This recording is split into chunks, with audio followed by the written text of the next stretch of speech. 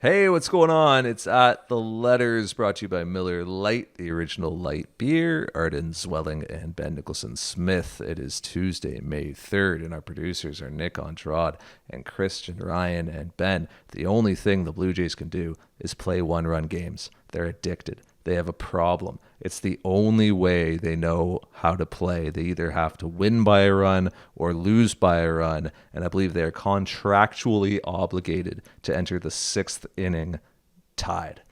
It's wild. I mean, and they're 8-3, right? In one-run games at last count. Better than that. I believe 9-4 after Monday night. I think. Yeah, I should know that better off the top of my head. It's been a really strong run for the Jays in these one-run games. And, you know, some of this is not sustainable. Obviously, you look at Jordan Romano, and I think the last time I checked, he was on pace to pitch something like 91 games. Like, he had pitched in more than half of their games to open the season. So, obviously, I mean, it's not going to continue. It's not going to be sustainable. It doesn't have to be. But they're generally winning them is the point. Whether it's 9-3 or, 8-4. They're doing really well in these situations. And I think, to some extent it's a fluke. To some extent it's better defense, it's better pitching. I think there's been better managing by the Jays so far this year. So those things add up and they put themselves in a really good spot.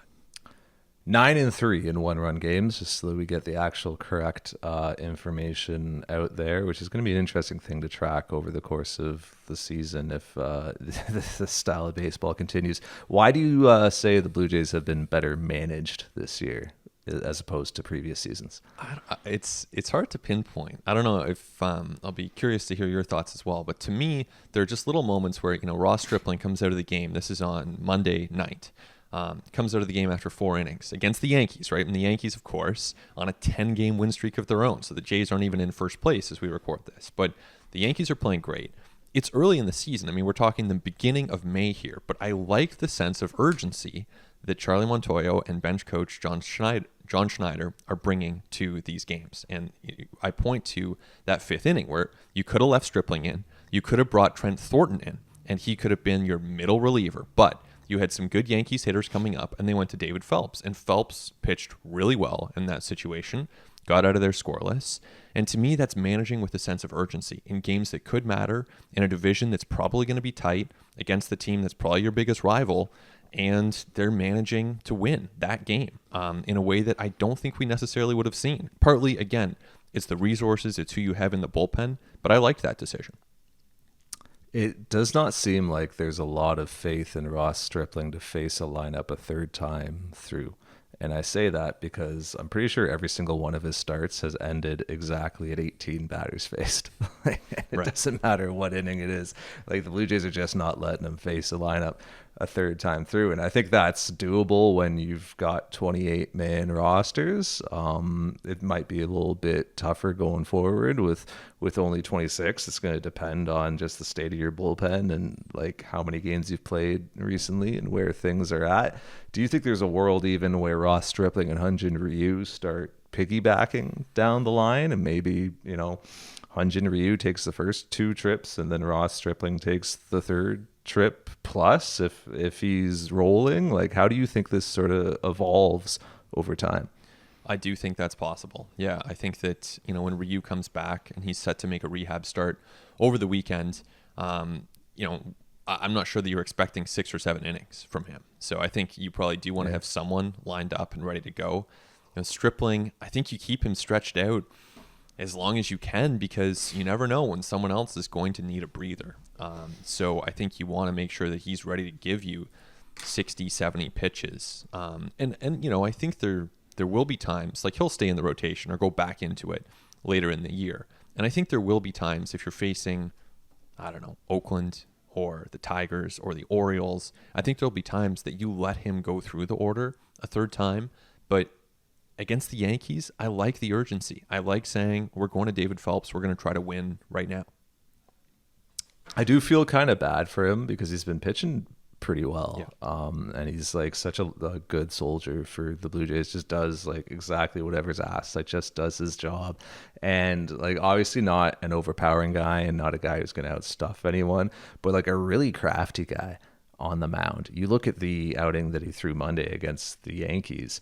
all of a sudden became like a changeup off the fastball guy. Yeah. Like threw his changeup more in that outing than I've ever seen him throw it. And this is a guy who typically like obviously, you know, he's got to establish his fastball and he's got to command that to both sides of the plate, but then like tries to work in his big curveball because curveball breaks a ton and is like a really good weapon, and he can land it for strikes in the zone. Like he can go strike to ball with it. He could throw it first pitch. Like he could do a lot of different things with it. I just never seen like the version of Ross Stripling that we saw on Monday, and I think it's a credit to him that he is kind of able to be that sort of chameleon on the mound each time he goes out and pitch differently, right? There's some days where it's like he favors his slider as well, right? Like he really does tailor his game plan to the opposition, to the opponent that he's facing, and I'm sure to whatever he feels best with that day and whatever he's been carrying through from his prior outings. But the last several times I've seen him, like stuff's been really good and it's been different each time out. So it's almost like if he was a young, like, you know, just starting his MLB career guy with maybe a bit more velo, like I wonder if an organization would be like, yeah, let's see if we could push him, you know, 3 trips through. But like, because he's Ross Stripling and because of the track record, they don't. But I do wonder if, you know, what this guy has to do to just get a little bit more rope. Yeah, and that time might come. And like you say, it could be bullpen dependent. The Jays do have a lot of off days coming up finally in May after basically playing every day to start the season. So, you know, that could allow the Blue Jays to continue using the bullpen heavily, but there's a limit there as well. I also think, you know, with Ryu, it's like, let's see him come back before we give his rotation spot to Ross Stripling. And he's not there yet. So let's see that happen. And to me right now, Ross Stripling's in that rotation, and he's an important part of it. I think moving forward, whatever the role is, you know, he's probably going to pitch 100+ innings for this team. And generally, they've been pretty good. Like you say, the adaptability, the creativity on the mound. He can get the fastball up there to 94, 95 if he has to. And the changeup legitimately is good. So I think that you've got a really useful pitcher on this team.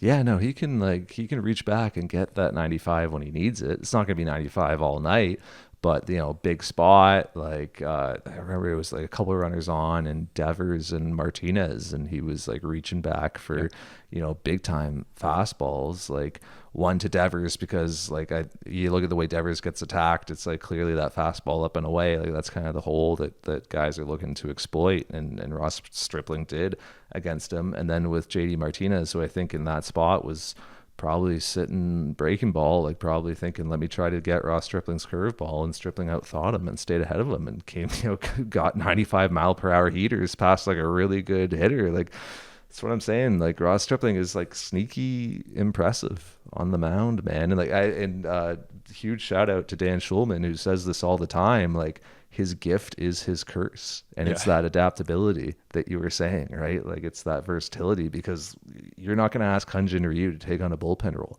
It's just not going to be a fit with him. But with Ross Stripling, like he is so flexible and adaptable that the Blue Jays, if they are faced with that decision, are obviously going to ask Ross Stripling to move to a bullpen role, just because like it'll be such a smoother transition. Even though on balance this year, if you want to just talk performance and results, Ross Stripling has been much better than Hyun-Jin Ryu or Kikuchi. I mean, he's been good, you know. So, but I think that it's also worth noting with all these guys, and I think probably especially for Kikuchi, maybe for Stripling as well. But you think about the opponents that they have faced, and they have just run the gauntlet of tough opponents. And some of these guys, like Kikuchi's one of them, they basically missed the quote-unquote easy opponents when the Jays have had them. So it's just AL East, Astros, back to the AL East. I mean, really tough opponents. And it's a credit to this entire team that they are where they are record-wise to be, what is it now, 15-9 as we record this? You know, something else I should know off the top of my head. I don't. It's been a bit of 15-9. Yeah, 15-9. 15-9. But like, okay, but who are you actually like looking at the standings right now? You know, a little bit. I don't start looking at the standings really until well into summer. Yeah, I normally wouldn't either, but I actually do find myself checking them.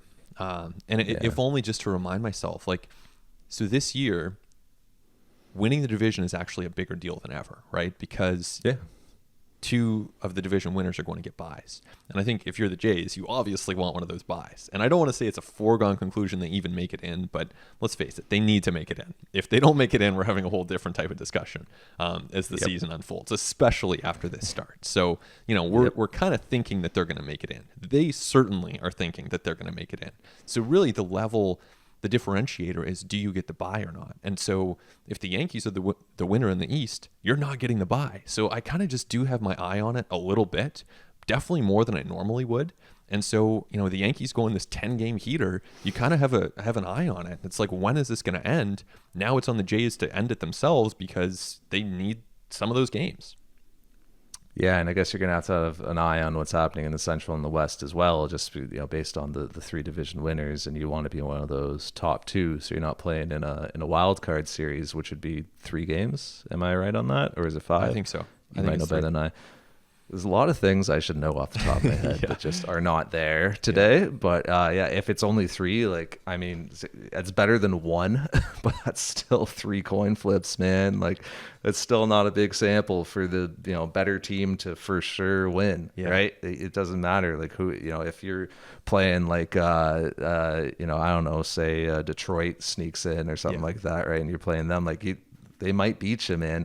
It's 3 games of baseball. Yeah. Crazy things happen. I will say though, if you're the Jays, and again, not to get too far ahead of ourselves here, but if you're the Jays and you're thinking about how would this team look in the playoffs, they've got some questions. Like I think the bullpen is one of them, especially seeing Jimmy Garcia the last couple times out. It hasn't looked great, but man, the rotation, the 1-2-3 of Gausman, Manoah, and Barrios, I think in that order, wow, it is hard to find a rotation that looks better. The Dodgers, obviously, the Padres with Musgrove and company, like there are teams out there Houston, the White Sox, but the Jays are right up there. They are right up there when it comes to the best groups. Yeah, no, absolutely. And that's been kind of what's been carrying them right now. That and the bullpen. You mentioned the bullpen, right? And honestly, Jimmy Garcia, he's given up some runs, but the process hasn't been terrible, man. Honestly, it hasn't been, on the plate quite as much, but I think his stuff has been fine. Maybe he's a little bit off, but honestly, some of the pitches that are getting put in play against him, I think he's just getting a little bit unlucky. We're not seeing a ton of lasers against him. I think just balls are just kind of finding holes against him. You look at the location of his pitches. Yes, he's missed his spot a couple of times, but he's mostly been to the edges and been down with stuff that's moving. I think you feel okay if you're the Blue Jays. The thing is, this bullpen has had to be perfect in so many of these outings and so many of these days. And you look at that game on Monday is a perfect example. Strips out after 4 innings, and then David Phelps comes in and is 5 outs from 5 hitters, and behind him Trevor Richards was 4 outs from 4 hitters. Adam Simber was 3 outs from 3 hitters. The bullpen was perfect. And it needed to be, because the Blue Jays weren't hitting at all with runners in scoring position, as they haven't been throughout this year. But your bullpen isn't always going to be perfect. It's going to go through ebbs and flows. There's going to be times where that volatility goes the wrong way against you. And there's going to be times when Adam Simber gives up runs. There's going to be times when Jordan Romano blows saves. There's going to be times when, Tim Meza misses with one of those 2-seamers and it leaves the yard. These things are going to happen. So the Blue Jays need to start giving their bullpen more margin for error. They are forcing them to just walk. It's not even a tightrope, dude. It's a string of dental floss that they're having to walk right now. It's so thin. And look, the bullpen pitched really well on Monday, and the Blue Jays lost a game. The bullpen gave up 1 run over so Stripling 4, over the final 5 innings. Are you kidding me? That's great out of your bullpen. You'll take that day. But the Blue Jays go 1 for 8 with runners in scoring position and aren't able to cash guys from second and third. Are constantly hitting into double plays. At some point, the Blue Jays are going to have to come up with that big hit when they really need it, so that the bullpen doesn't have to be as taxed and as stressed and as constantly over leveraged as it has been to this point. For sure. And I think even with Jimmy Garcia and the struggles, he was up to 97 on Monday night. So you like seeing that. You like seeing the stuff. Baraki, before he hit the injured list, I forget if we talked about this on the episode last week, but man, did his fastball ever have some life on the arm side to left-handed hitters in Houston. That was pretty impressive. So they have a lot of stuff to work with.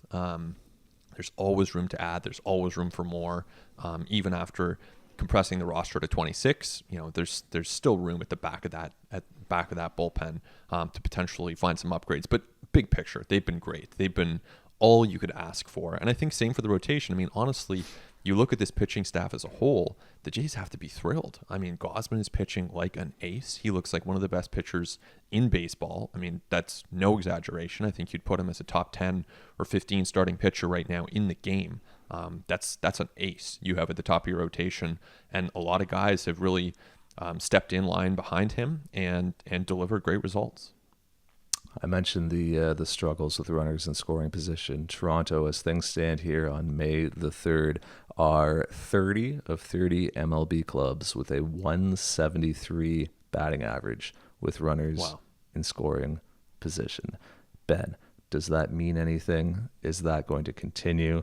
Is the positive regression going to hit like a tidal wave? It's a 56 weighted runs created plus with runners in scoring position right now, dead last in baseball. Wow. I mean, to me, whenever I see that, I just think that's not predictive at all. Obviously, it goes a long way toward explaining, why we haven't seen more runs from this team, a group that certainly has underperformed offensively. So I think it helps explain that.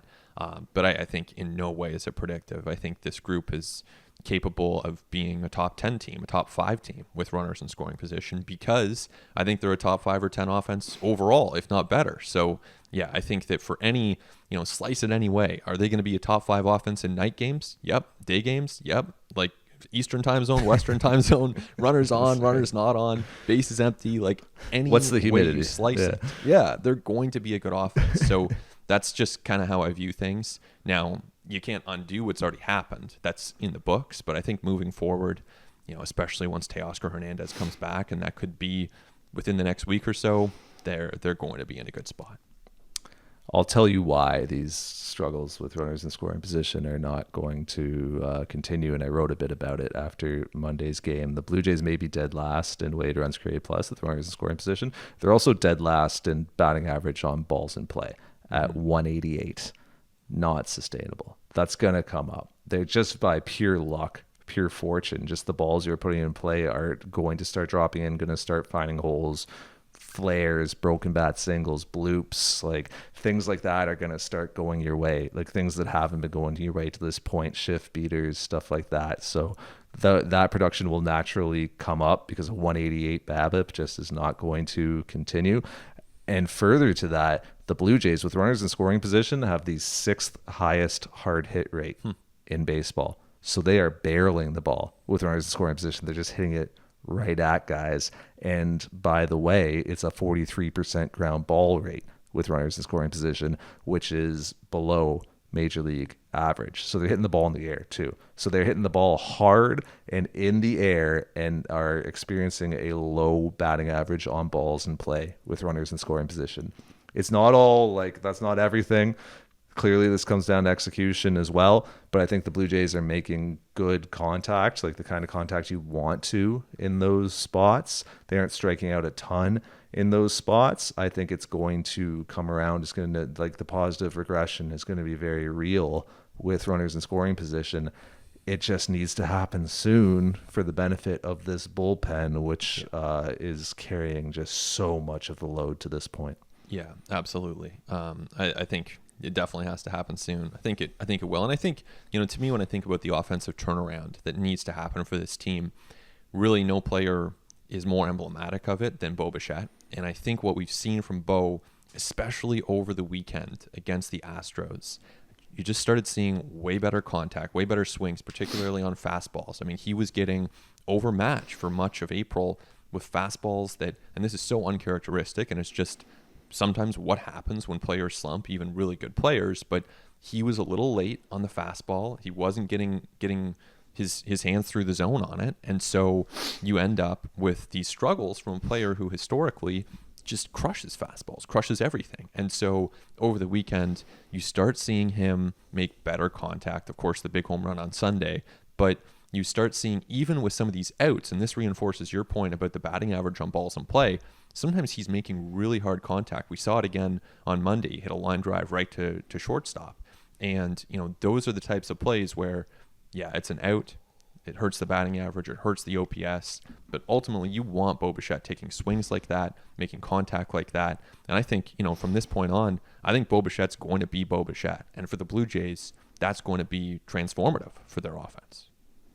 Dude, Bo's making incredible contact Yeah. this year when he is making contact.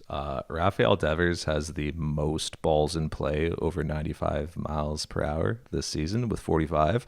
Bo Bichette has the second most with 40. He's put 40 balls in play this year at 95 miles per hour or higher. It's not all bad luck with him. Like, his swing decisions have been pretty poor at times. Like, he has chased some pitches that he really ought not to. He's expanded his zone when he doesn't need to. He's been over aggressive, and aggressiveness is like part and parcel to his game and important and what makes him great. And I don't think the Blue Jays would ever want him to not be aggressive, but I think that even probably he would admit there have been times where he has just like gone after pitches that he shouldn't. But when he's making contact, the ball is just exploding off of his bat. So yeah, that tells me that like things are going to turn around for him in a big way. And it was interesting. I had a conversation with someone around the Blue Jays recently because, I was starting to ask some of the questions of people that I'm sure everybody around the team was asking of like, hey, are you going to get him a day just to kind of like, just recalibrate, like just reset, just like get away from the grind for a second. And the answer was like, no. He's fine mentally. Like, the people who are working with him every day are like, in between the years, like everything's good. Like, he is in a better place mentally this season than he was actually last season when he led the American League in hits, is what I was told. So like, he's like, I don't think the Blue Jays are at all concerned about Bo Bichette. I don't think they're going to move him in the batting order. I don't think they're going to ask him to do anything differently. I think they're like, hey, like, just keep doing what you're doing because you're going to come out of this. I think around the team, there's a very, very real confidence that Bo Bichette's going to come out of this in a big way and look a lot more like the Bo Bichette that we saw last year before long. Yeah. And, pitchers to this point have been throwing him a lot of fastballs. They've noticed the struggles against fastballs. They've thrown a lot of them. I think if you're the Blue Jays, you really hope that they've been doing their analytics work and seeing those struggles against fastballs so far, because I think, going forward, if he shows up in Cleveland this weekend, the Guardians throw fastballs at him, he's going to hit them. I mean, it was a slow start, but that doesn't mean it's predictive. And I think that this is one of those times where he is such a good hitter that, it's a little bit different if you're talking about someone like, I don't know, like a Zach Collins, and, you're wondering how that looks. With Bo Bichette, he has proven this for a full season at the major league level against the best pitchers in the world. And so I think as you move forward, you want pitchers to be trying to get him out with fastballs because he can hit them, and I think we're starting to see that. Yeah, 2/3 of the pitches Bo's seeing this season are fastballs. A career high by far. Yeah, how many hitters would be like, I would love it if 2 out of every 3 pitches was a heater. Like, that'd be amazing, right? Especially in this era where we're seeing, like, it's so funny. Like, pitchers are throwing the hardest fastballs they ever have. I think the average fastball velo this year is up over 94, but pitchers are throwing fewer fastballs than they ever have, like, on a percentage basis. So it's like fastballs are harder to hit now than ever, but also hitters are getting fewer of them than ever. It's kind of a funny dichotomy. Just before we take the break, you mentioned Kevin Gausman, in the breath of like the top 10 starting pitchers in baseball, and I think rightly so. Like, the guy is just lights out right now. He hasn't walked anybody. He hasn't allowed a home run. The strikeout to walk is insane. The amount of 0-2 counts that this guy is in is elite. Like, is unbelievable. When it comes to George Springer, do you think we need to start mentioning him in the breath of top 10 all-around offensive players in baseball right now, considering what we're seeing from him? It's hard to argue against him in that category. I think, you look at what he's doing and the numbers are right there along with his best seasons. Then combine that with the fact that the offensive environment in baseball is depressed, and it's even more impressive. And he's done it in huge spots for this team. Springer's been everything that the Jays could have hoped for. On defense, too, by the way. I know you're asking about his offense, but, that catch in right field. Throw that in there, too. Yeah, just crashing into the wall, like neck first to save, the game potentially on Sunday against Houston. Massive play. Other plays in center. He's been really good just overall. I think Sometimes you see a player sign a big contract like Marcus Semien right now in Texas, and it's not really delivering at all. And that's okay. He'll bounce back. He'll be a very good player for them. But Springer, we're just seeing it. He's playing like $150 million player. This is why you spend big in free agency sometimes. This is why, you go after those big name proven players, and you don't always, of course you look on the waiver wire too, and you hope that Bradley Zimmer turns into something. But sometimes you just sign George Springer and let him be George Springer, and the results have been phenomenal. I mean, he's definitely played, not just at an all-star level, but he's playing like a guy who should end up high on some MVP ballots. I think he is a top 10 offensive player in this game right now. Defense as well. Just call him an all-around position player, top 10, right? And I think he belongs, I'm not saying, he's towards the top of that top 10, right? Like, you got some really good players in this game. Mike Trout, Juan Soto, like Wander Franco, Xander Bogaerts, right? There's some freaking phenomenal players in this game, but I think George Springer is within that top 10 towards the 6, 7, 8, 9 range, right? Because just for all the reasons you just cited, the guy right now has produced half the F-WAR than he did in all of 2021. And when he was healthy in 2021, he was really, really good. It's not like he was bad when he was on the field last year. Yeah. He's already produced half the F-WAR he did last year. Like, the guy is just playing at such a high level right now, a guy who didn't have a lot of game reps during spring training and kept saying, I don't need them. Like, I'm good. I'll just hit off these like minor leaguers and these live BPs and things and these minor league games, right? Like, side note, some like poor Blue Jays minor leaguers who kept having their like games disrupted by having all these Jays big leaguers coming in and like, I'm going to lead off every inning for the first 4. Sorry, buddy. You're gonna have to wait till later. But and you mentioned the catch and right, obviously. And like, I know I talked about this last time as well. Every logical like fiber of my body wants to be like, clutch isn't real. Like, that's not actually a thing.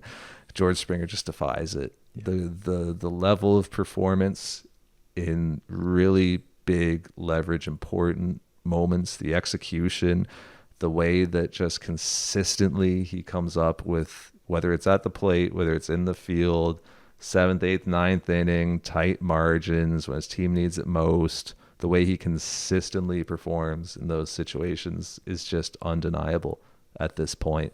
He is, the way he is playing right now is like just something to behold, I think. Yeah. And like you said, he's playing like more than a $150 million player. Like, if this is what the Blue Jays are getting from him over the lifetime of this contract, they have an absolute bargain. And like, of course, look, he's an outfielder in his 30s, getting to his mid 30s. Like, there's going to be, I'm so sorry to even say this, there's going to be some decline towards the end of this contract, but like what he's doing right now, he is outperforming and outproducing what the Blue Jays have paid for. Yeah, this is a peak performance. And absolutely. I mean, if the Jays could snap their fingers and like get out of the George Springer contract, no way. Like, they are loving that contract. Same with Kevin Gausman. I mean, to get Gausman for 110 right now, wow, that's a deal you love. Now, in contrast to that, if you could snap your fingers and just opt out of the Hyunjin Ryu deal in the last, year and 2/3 of that, yeah, you do that in a heartbeat. So you're not going to bat 1,000 on free agent deals. Ryu was good at the start. Who knows what's ahead for all of these contracts, but certainly Springer living up to his. No doubt. Let's step away, but when we come back, we got to talk a bit more pitching. We got to talk about a lot more when it comes to the Toronto Blue Jays. All that when we continue on At The Letters.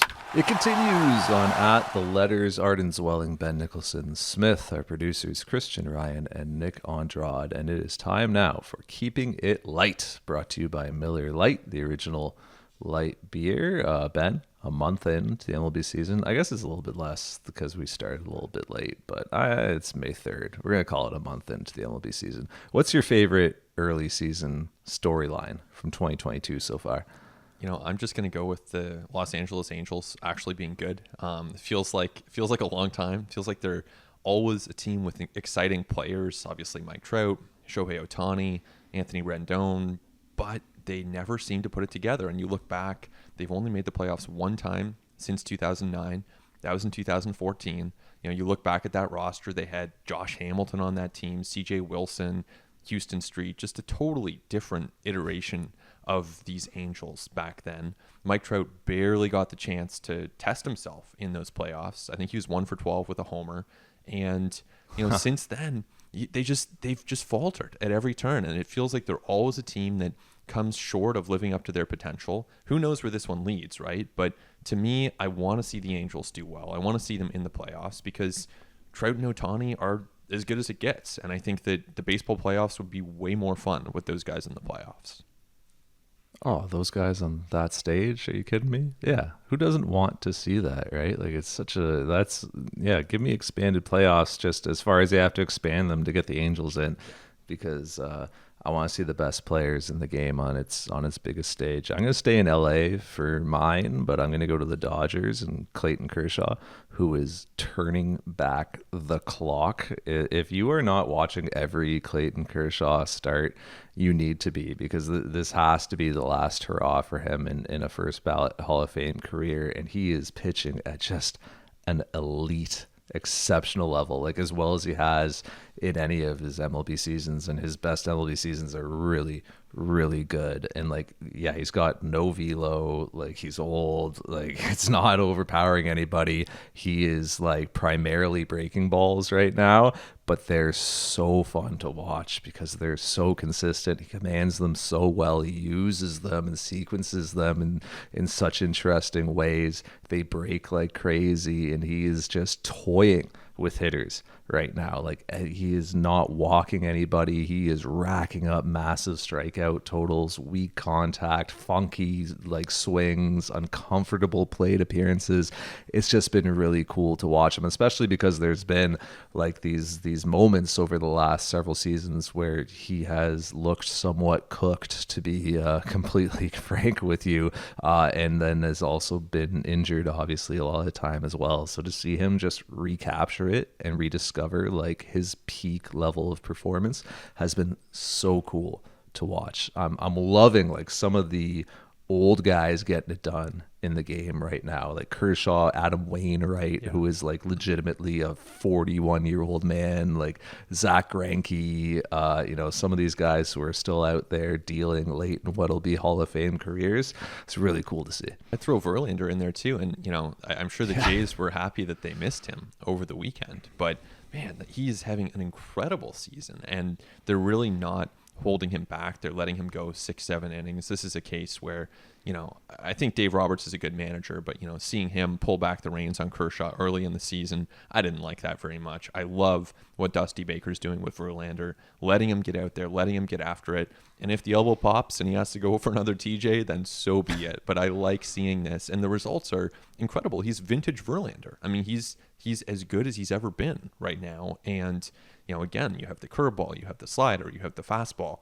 He's got great command as well. He's just such a complete pitcher. And to see that still as he approaches 40, incredible. Yeah, Zach Greinke is 38. And I am like rapidly looking up his fastball velo right now, because it's got to be like one of the slowest fastballs in baseball right now. He's averaging 88 miles an hour on his fastball right now. Zach Greinke, through his first 5 starts, 2.57 ERA. He's has gone at least least 5 each time out. He's gone 6 in back-to-back outings against the White Sox and the Cards. He's not striking anybody out. All right, Zach Greinke, Ben, has thrown 28 innings this year. How many strikeouts do you think he has? I want to say like 8. 7. Yeah. In 28 innings. Yeah.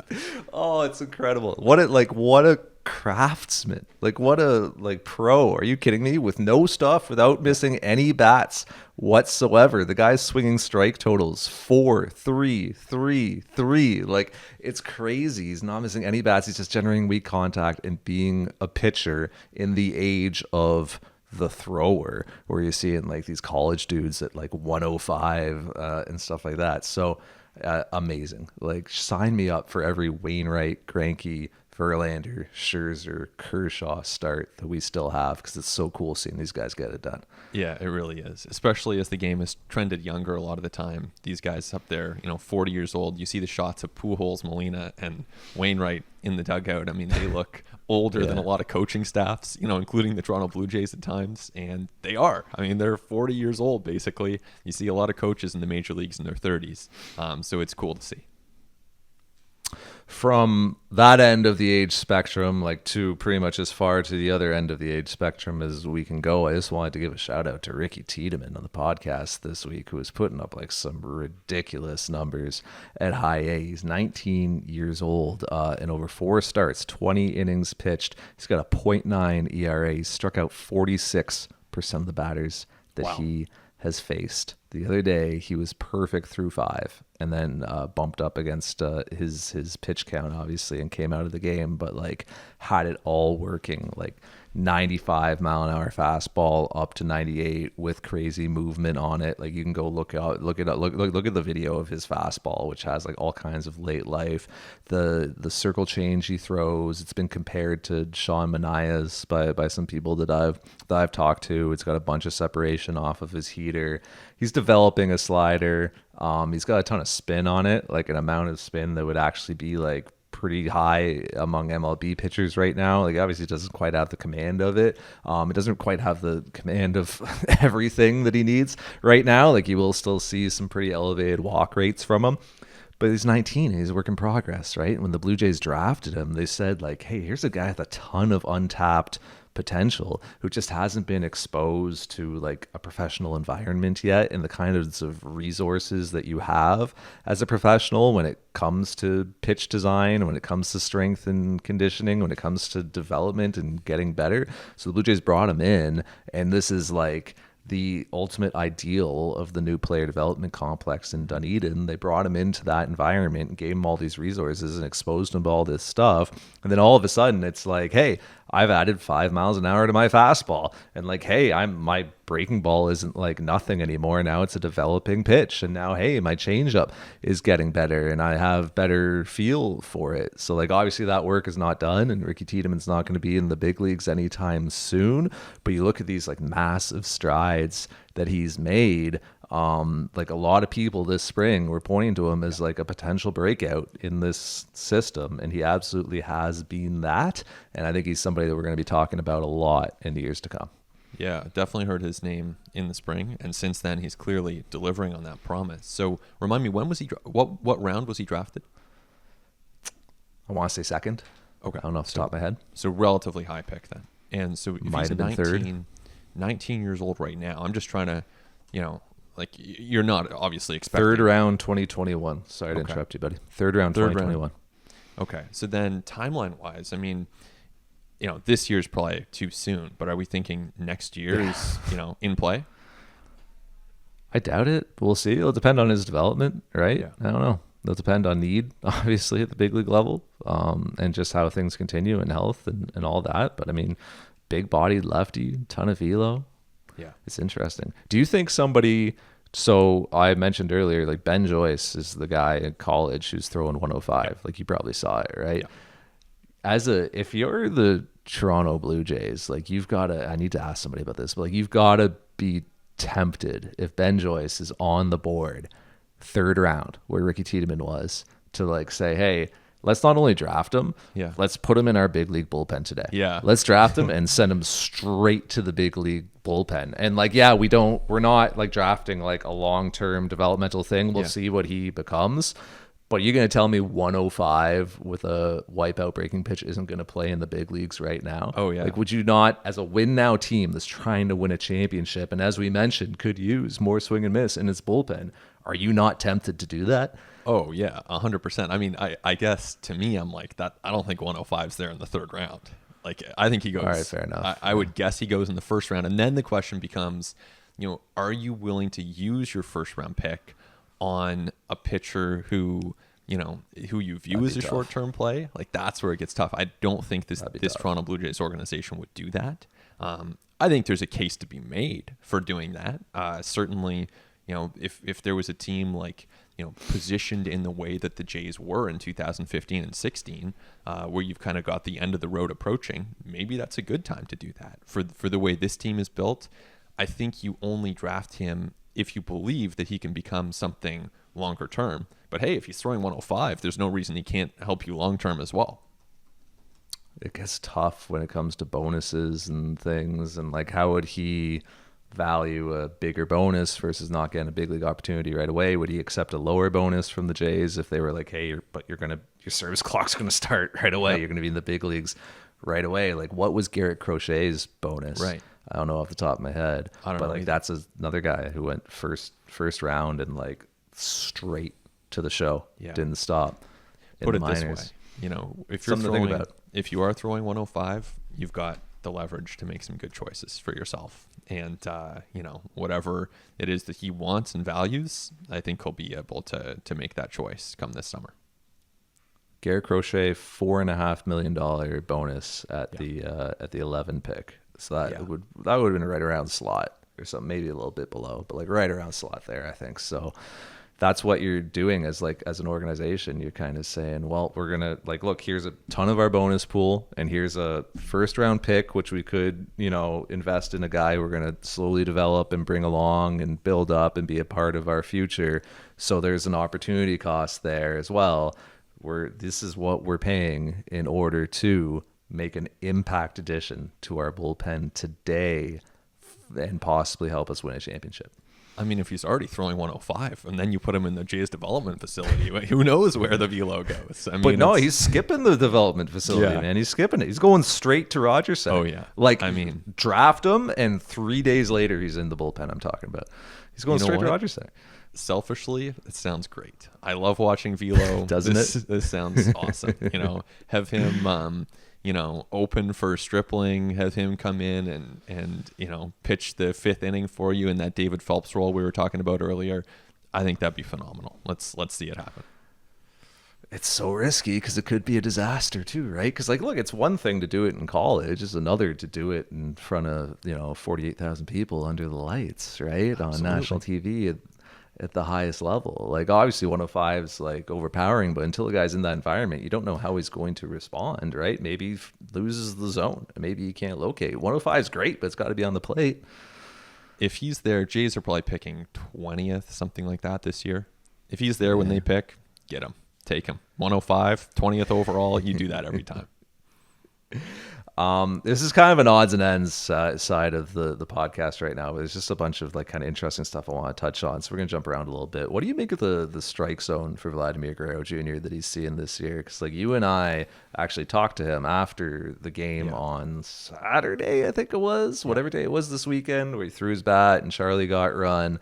And you don't usually see those kind of reactions from Vladimir Guerrero Jr. Like he's usually a walk kind of quietly back to the dugout, but walk slowly so that the ump knows, right? And everybody knows he's upset about it, but he doesn't like yell or throw a fit or whatever or show anybody up or throw stuff. So it is actually kind of rare to see him throwing things and that upset. And I think that he has a right to be, because it wasn't just that day. Like, it's all season. At one point this weekend, Vladimir Guerrero Jr. was top 5 across MLB in terms of called strikes outside the zone. Which, when you were talking about not only one of the best hitters on the planet, but also somebody with a demonstrated understanding of the strike zone, not a free swinger, not a guy who chases and expands, a guy who last season had like a 25% chase rate, like somebody who knows what a ball and a strike is. For him to be getting the strike zone that he has to this point this year, I can understand why he would feel like almost disrespected by it. Yeah, it's really interesting. And I was, I thought our conversation with Vlad and a couple other writers was really interesting after the game on Saturday. He seemed to me pretty calm in that moment. Like, he didn't seem like someone who was, really carrying the frustration of that moment forward. I think he, from what he was telling us, he really wanted to let it go. The moment he gets back into the dugout, he said he wants to move on and he wants to just at that point focus on what's next. So, that's a good intention to have. I'm sure it's not quite as easy to do that in the heat of a competitive game. But there's a lot going on here, because I do think objectively in that game and in other games, there have been times that he's getting hurt by these calls. The umpires are missing the calls, and then that is putting him at a disadvantage. At the same time, in the course of a year, that's going to happen. There are also going to be times that umpires miss calls and it goes in his favor, and we're not going to be talking about that. And he is not going to be sitting there giving the ump a fist bump or a thumbs up afterwards. So to some extent, part of being a major league hitter, a mature major league hitter, is taking those in stride and not letting it get to you. If the 0-0 pitch, which happened both of his called strikeouts on Saturday, the 0-0 pitch was a ball that was called a strike, that sucks. Also, you have to be able to move through that and focus on the rest of the at-bat, because you might have 3 or 4 more pitches on which you can do some damage. So that's something that Vladdy knows. This is not new information for him. He's someone who has thought a lot about hitting, who's very, very thoughtful when it comes to his approach at the plate. So it's not lost on him that he needs to move on when that happens. And he's extremely competitive in those at-bats. And I've seen it a few times this year where he'll get called out, and the moment afterwards, he is so pissed. And I do think he moves on from it, but he is so focused in those at-bats, and they mean so much to him that he does not want any call to go against him, of course. But it's going to happen. George Springer and others telling him, like, look, man, we need you in this game. We can't have Charlie come out and run and get tossed and distract every single time this happens. So there's a lot going on there. I don't know where you land on it, Arden, but it's a lot to kind of consider.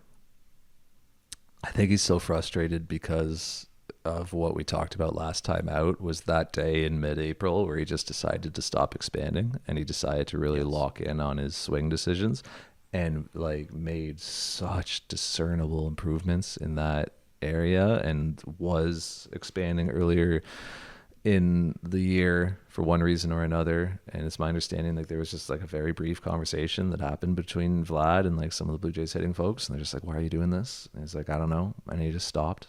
Which is like pretty next level ability on his end to be able to do that. But the fact that like he can go back to the dugout and pull up the iPad and confirm what he felt at the plate and know, like, yeah, no, I did my job. I didn't swing at the pitch that isn't a strike. I'm trying to just swing at strikes, and he has that ability. So I think that's part of why he's so frustrated, is because he made that adjustment. So like, yeah, he should feel wronged by what's been happening to him, and it's been happening to him more often than it has to the vast majority of major leaguers. I don't know that. I think that's just coincidence. I don't know that there's anything there. If I'm an umpire, I'm certainly giving Vlad the benefit of the doubt on a borderline call. But I mean, a lot of the calls that gone against him haven't even been borderline, Ben. Like a lot of them have been like legitimately just balls that are off the plate. Yeah, for sure. I mean, and that's, as a hitter, those decisions, the borderline decisions, are where you make your money. That's where you make your impact, right? Joey Votto isn't Joey Votto because he knows the pitch a foot off the plate outside is a ball. Everyone knows that.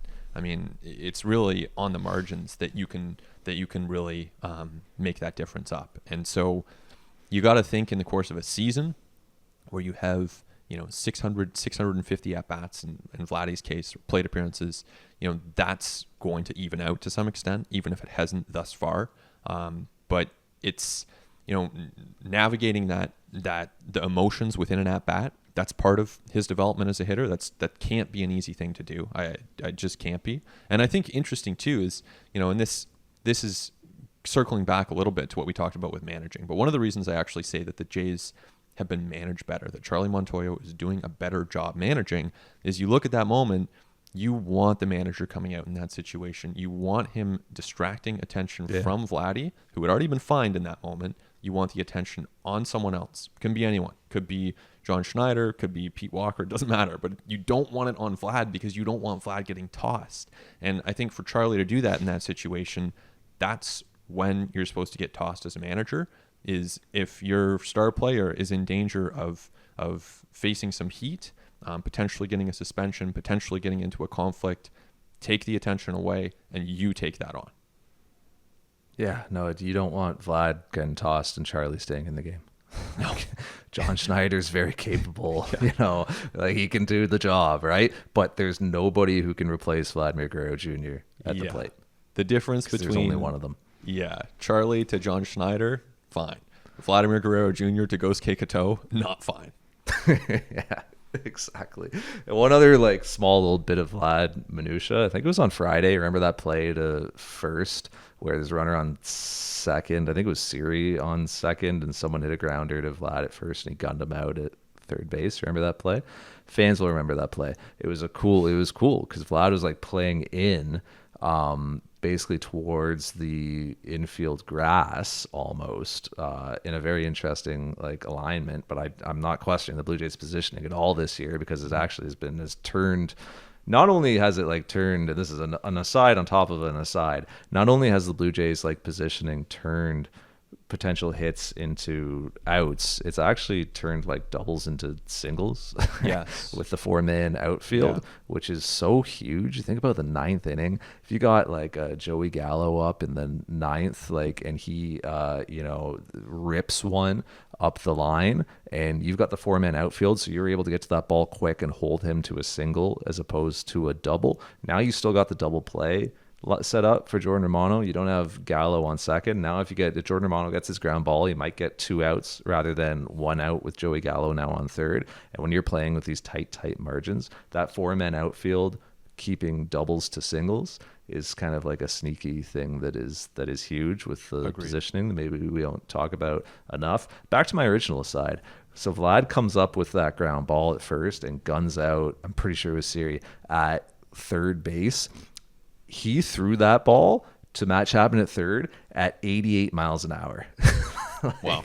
Which is, I love StatCast because we know this stuff now. He threw that ball at 88 miles an hour. That's Zach Greinke's fastball, right? Like, he like gunned the guy out at third. With Vlad still has a cannon. He doesn't get to use it that often. We watch Matt Chapman at third put on clinics every night, and like every one of his throws is like perfect, like accuracy, velocity, everything is just like one of the best third basemen in the game, unquestionably. Yes. Vlad threw that ball from first to third harder than Matt Chapman has thrown a ball from third to first this season. Wow. Just think about that. Yeah. Vlad is like so uncommonly talented at so many things in this game, that he's still finding new ways to kind of blow my mind. That he just busts out this like 88 mile per hour throw across the diamond out of nowhere after not doing it for 2-3 years. It's incredible.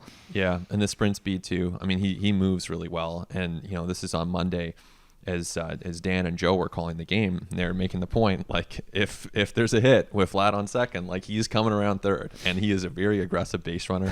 There will be times that that will backfire in the course of a season, but there will be times that pays off, and he is a confident and aggressive base runner. You can see why he was a top prospect, because bat to ball power, the speed is actually better than you'd think. The arm is there. He's become a better defensive first baseman when it comes to fielding, making picks, hasn't made an error yet this year. So you're looking at a complete player. You're looking at a superstar player. And of course there are adjustments, but he's showing us a lot. He's just uncommonly and innately talented. Yeah. It's incredible. Was there anything else that you wanted to get to before we bid everybody adieu here, Ben? Just one little thing. And it's just, we've talked about Zach Collins in the course of this podcast. Of course, he's kind of emerged. He has shown some big power at times, but it's interesting. He's striking out 42% of the time last time I checked. That's like Joey Gallo level. And so we have seen the Jays really pull back his playing time. There was a time that he was in there every day as a DH or catcher, and we've seen them pull back a little bit. And I'm going to dig around on this a little bit more, but as we record this right now, I just wonder if the strikeout rate in certain matchups, isn't that appealing to the Blue Jays. And clearly, he's due for some regression. If you're striking out 40% of the time, you're not going to be a 250 hitter. You're not going to be a 270 hitter. So he still has the power. He's still a useful bench player, and the Jays have a few of those. But it's just been kind of interesting to monitor that, and looking at that strikeout rate was a little bit of a an orange flag or a red flag. Yeah, I mean, I think there are certain matchups that the Blue Jays really like for Zach Collins, and then I think there are other matchups, and it's not just like righty-lefty, right? Like it's swing plane, it's attack zones, it's velocity, it's where pitchers like to use their stuff in the zone. Like it's that kind of level of matchup. Like there's certain matchups the Blue Jays really like for Collins, and then there's certain ones that they are going to keep him out of, and I think that's probably why. And I wonder if it has some.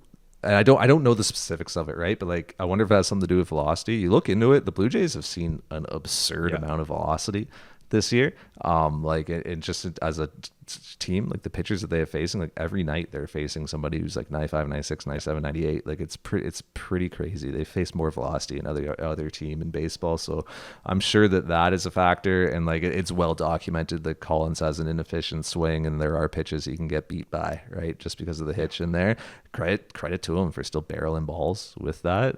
But I think that you've seen him barrel some balls because he's been put in some good matchups to succeed, right? Like so I would expect the playing time to be somewhat intermittent going forward. Like he's not the type of guy that you just pencil in day after day after day, right? 100%. And that's not what he was brought here to do. But I think that even like when Danny Jansen's healthy, I think Zach Collins is still on this roster. Yeah. And I think he moves into, I think you probably see him. Obviously, he's getting his DH at bats now, but I think you probably see him at first base a little bit more. I don't know that we've seen him there yet, but I think you are going to see him there at some point. And, the occasional outing behind the plate with the right pitcher to match him up with, right? But like I don't know that you want him back there for Hyun-Jin Ryu, for a guy who like needs a good framer, or for a guy who's going to be throwing 5 pitches on the night. I think you want him there for someone with a pretty pared down repertoire who's just trying to like pump hard fastballs and sliders. Collins had a lot of success with Carlos Rodon last year, right? Like that was a really good guy to match him up with. So I think the Blue Jays will also look for matchups defensively with Zach Collins. But yeah, I think that if Danny Jansen gets healthy and Alejandro Kirk's still on the roster, Tyler Heineman goes to AAA, and I think Zach Collins is here in a sort of bench part-time role where he is like Greg Bird and Reese McGuire in one. Yes. Where it's like you can occasional catching spots, occasional first base spots, left-handed thump off the bench, matchups that we like, some DH days. And, it's sparse playing time, but certainly playing time going forward. Yeah, and we should note, too, he does have an option. And, for anyone wondering as they're listening to this, Gabriel Moreno, not off to a great start in AAA. He's been okay, but not a great start. Same with Relvis Martinez at AA, not off to a great start, striking out a lot. So for anyone wondering about those two prospects, they're kind of in the background working some things through. But Danny Jansen hopefully at some point comes back. And in the meantime, if your third catcher or second catcher is striking out a bit too much, that's a fine problem to have. Yeah, I think Moreno's day is coming this year still. I think it's going to be what I said coming into the season, like the June, July situation, right? The Blue Jays are going to want him to be hot when he comes up. They're going to want him feeling good. They're not going to want him in the rhythm of the plate that he is right now to bring him up. So, yeah, I think that he's in a good spot. Look, Danny Jansen's not that far off. Teoscar Hernandez should be back for the Cleveland series which starts on Thursday. I think Danny Jansen might be like a week behind him, but yeah, not that far off. You see him out here catching live BPs, and he's starting to get into batting practice. It's an oblique, so you never know. Setbacks happen, but yeah, I don't think Danny Jansen's that far off, and it had really looked like he had unlocked something at the plate when he, right before he went down, like end of 2021 and beginning of 2022. Like he was just kind of embracing the pull in his game and just yanking balls into left field and letting hits the other way kind of come naturally instead of trying to make them happen. And just chatting with him, he feels like he's mentally kind of freed himself up from a lot of the things that were clouding his thoughts at the plate beforehand. So it's going to be interesting to see him try to carry that over and continue to have some of the improved offensive performance that we've seen lately. And then obviously like such a steady hand behind the plate and somebody that really has the trust of the pitching staff. Big credit to Alejandro Kirk for the way that he's improved defensively, particularly with pitch framing. But, having Danny Jansen back behind the plate for these pitchers is going to be a big deal. Absolutely. Yeah. You get, potentially with Kirk and Jansen, a nice defensive tandem and maybe even a nice offensive tandem for a team that could definitely use runs wherever they can get them. That's right. We are going to step away, but I want to remind everybody that you can email us at sportsnet.ca. Obviously, Ben's on Twitter at @BNicholsonSmith. He's going to be down at the ballpark here on Tuesday and Wednesday, finishing up the Yankees series. I'll be in Cleveland Thursday through Sunday for the 4-game series there. So you can read our work at sportsnet.ca, see us on TV, all that stuff. And then, oh my goodness, it's an off day after that. What's that like? I haven't experienced one of those very much. It's been a while. This season. It's been a while. What are we gonna do with ourselves, Ben? Well, I'm going to travel to Toronto, but maybe you'll, I don't know, get outdoors. That's That'd the be hope. nice. Yeah, that's the See hope. a patio. That'd be pretty sweet. Yeah, and then we'll just carry on every week with At the Letters. But want to thank our producers, Christian Ryan and Nick Andrade and Amal Delich. As always, want to thank all of you for listening. For Ben, I'm Arden. This has been At the Letters.